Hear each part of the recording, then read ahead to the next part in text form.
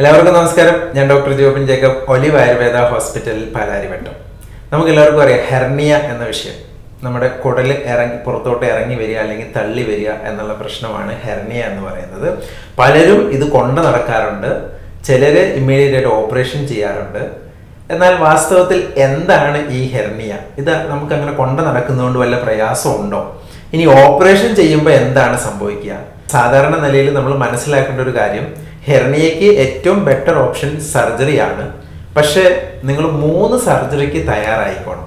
പണ്ടൊക്കെ ആണെന്നുണ്ടെങ്കിൽ ഒറ്റ സർജറിയിൽ തന്നെ 3 സ്പോട്ടിലും അവർ മെഷ് വെച്ച് ക്ലോസ് ചെയ്യുമായിരുന്നു. അതുകൊണ്ട് ഒറ്റ സർജറിയിൽ കാര്യം തീർക്കാമായിരുന്നു. എന്നാൽ ഇന്ന് ആ കീഹോൾ സർജറീസ് എവിടെയാണോ എഫക്റ്റ് ആവുന്ന ആ ഏരിയയിൽ മാത്രം ചെയ്യുന്നത് കൊണ്ട് 3 സ്ഥലത്ത് ഹെർണിയ ഉണ്ടാവാൻ സാധ്യതയുണ്ട്. അപ്പോൾ അതുകൊണ്ട് തന്നെ നിങ്ങൾക്ക് 3 സർജറി നെസസറി ആയിട്ട് വന്നേക്കാം.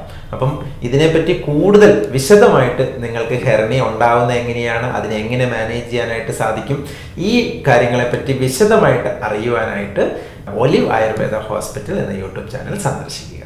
Thank you.